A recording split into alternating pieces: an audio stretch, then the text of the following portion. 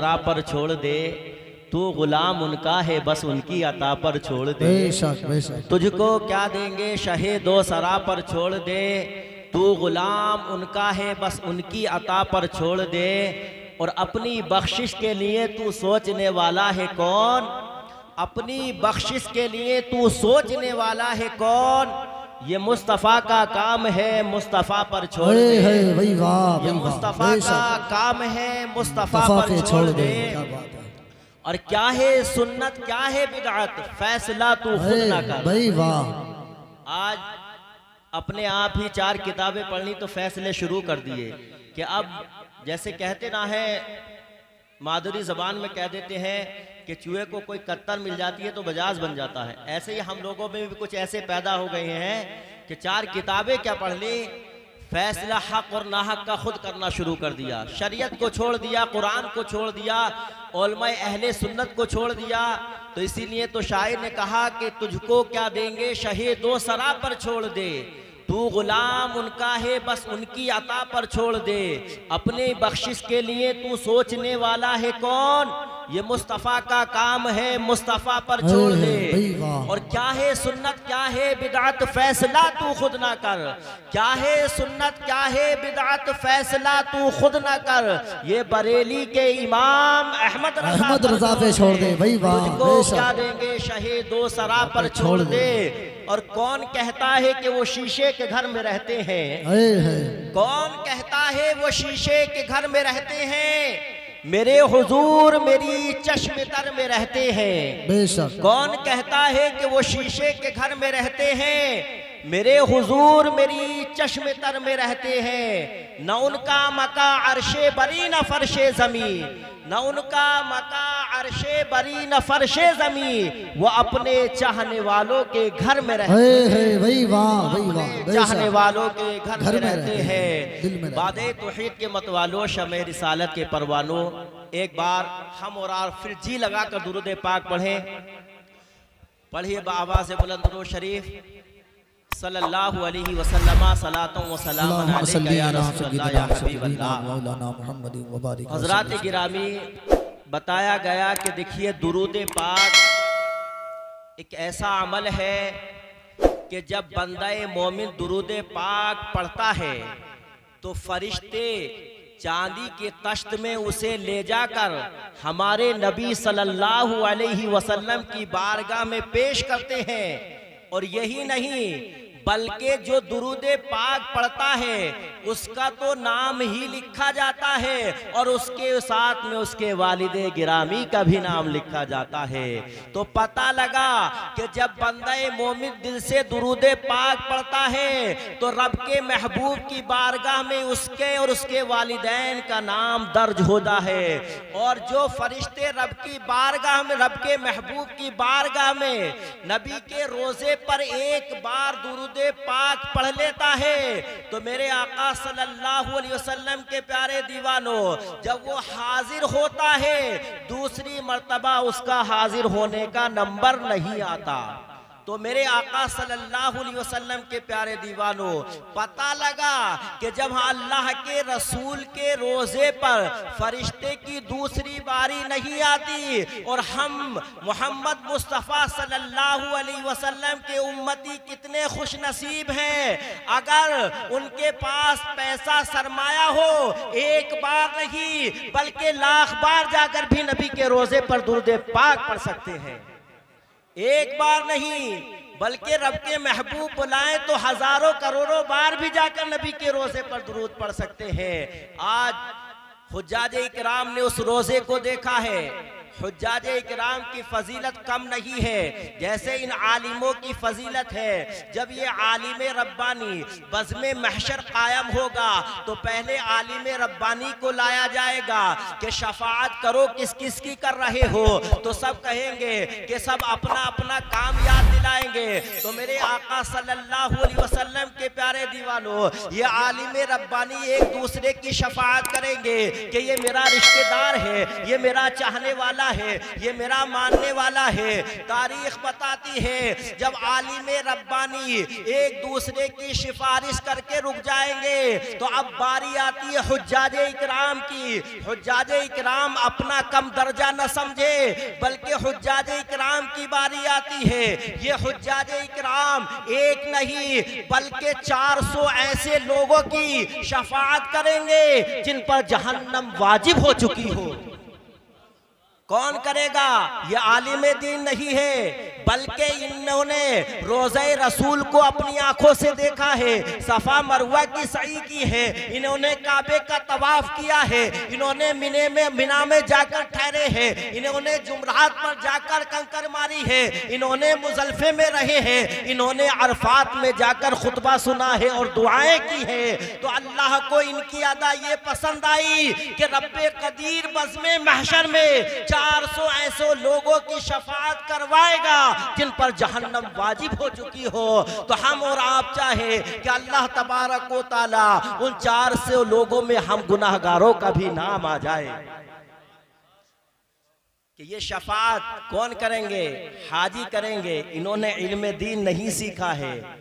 ये नहीं शर्त लगी कि ये हाफिज भी है, ये शर्त नहीं लगी कि ये मौलवी है, ये शर्त नहीं लगी ये मुफ्ती है, बल्कि सुन्नी सही अकीदा है और इन्होंने काबे का तवाफ किया है, सफा मरवा की सई की है। अल्लाह तबारक व तआला को इनकी अदा ये बहुत पसंद आई। अल्लाह के हबीब सल्लल्लाहु अलैहि वसल्लम के प्यारे दीवानों, और आगे चलो कि देखिए बता दूं इन्होंने क्या ना देखा।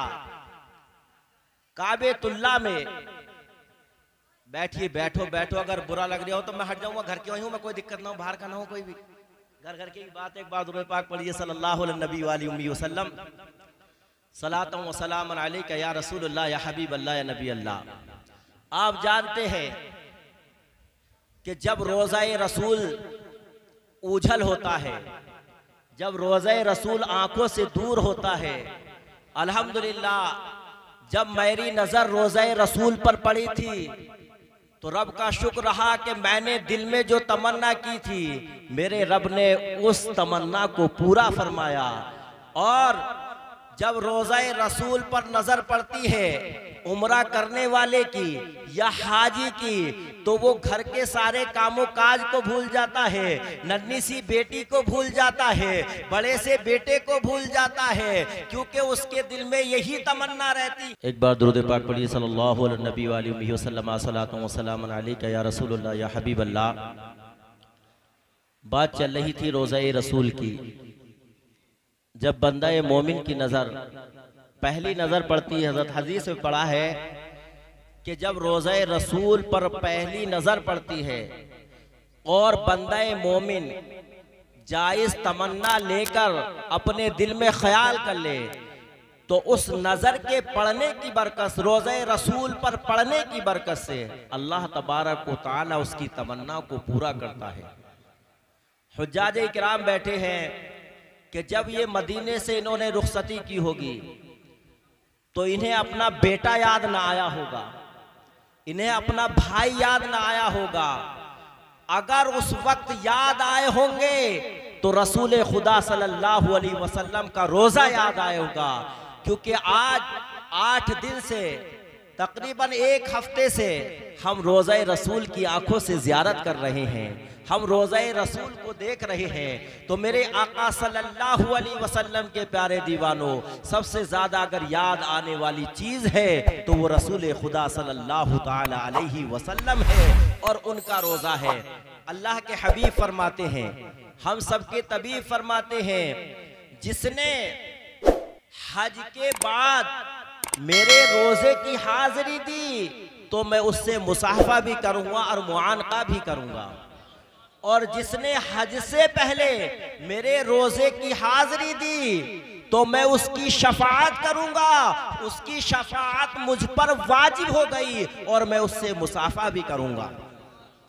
अल्हम्दुलिल्लाह मैं गुनाहगार बैठा हुआ हूं, अल्लाह तबारक व तआला ने नबी मुअज़्ज़म सल्लल्लाहु अलैहि वसल्लम के सदक़े में रब के महबूब ने मुझे हज से पहले भी अपने रोजे पर बुलाया और हज करने के बाद भी मुझे अपने रोजे पर बुलाया। नबी आज़म सल्लल्लाहु ताला अलैहि वसल्लम की शफाअत वाजिब हो गई जिसने रोज़े रसूल को देखा। हदीसे पाक में आया है, जो बंदाए मोमिन उम्रा और हज साथ करता है, उम्रा गुनाहों को, उम्रा जो है गरीबी को मिटाता है और हज जो है गुनाहों को मिटाता है। जब हाजी हज करके वापस आता है, अल्लाह के हबीब सल्लल्लाहु अलैहि वसल्लम के प्यारे दीवानों, वो ऐसा पाक होता है कि जैसे अपनी माँ के पेट से आज ही पैदा हुआ हो।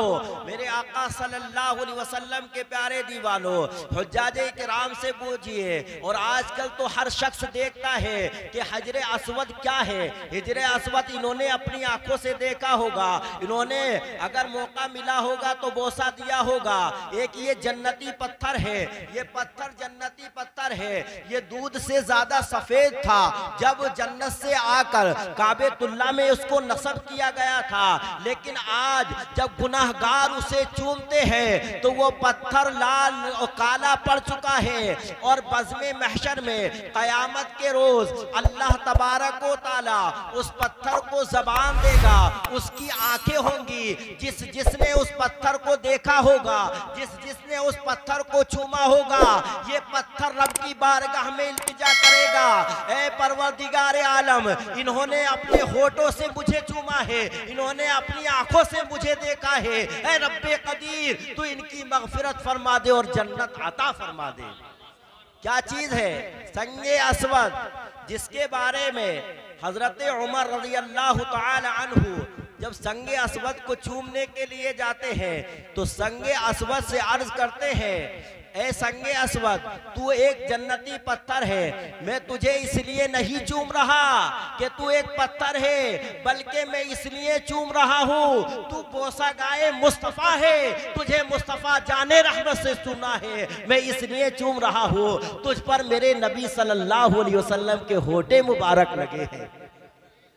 तो मेरे आका सल्लल्लाहु अलैहि वसल्लम के प्यारे दीवानों, आम बात नहीं है, ये रब का फजल और एहसान अजीम है कि अल्लाह तबारक व तआला ने इनको हज की सआदत अता फरमाई। लेकिन एक बात और बता दूं, अल्लाह का मुझ पर ही नहीं बल्कि अल्हम्दुलिल्लाह मेरे घर वालों पर सब पर ही करम रहा है। अल्लाह ने बोल साहब, ये तारीफ की बात नहीं कि एक हौसला दिलाने के लिए कह रहा हूं कि दौलत कितनी भी हो जाओ, अल्लाह अगर चाहता है तभी रोज़ा रसूल की ज़ियारत बंदा करता है। और अल्लाह का करम और नबी मुअज़्ज़म की निगाह रहमत मेरे घर पर पड़ी कि अल्लाह तबारक व तआला ने हमें सब भाइयों को हाजी बना दिया और वालिदे गिरामी को भी हमारे साथ हाजी बना दिया। लेकिन मेरे आका सल्लल्लाहु अलैहि वसल्लम के प्यारे दीवानों, मैं इसी मिंबर से ये दुआ करता हूँ कि जिन्हें रब तबारक व तआला ने हाजी नहीं बनाया है, रब्बे कदीर हम सबको बार बार हज बैतुल्लाह की दौलत से माला माल अता फरमाए। और मैं ये कहता हूँ, रब की बारगाह में दुआ करता हूँ, रब्बे कदीर इन्हें हुफ़ाज़ इकराम क़ारी कुरान को भी खुद हाजी बनने की तौफीक और रफ़ीक अता फरमाए।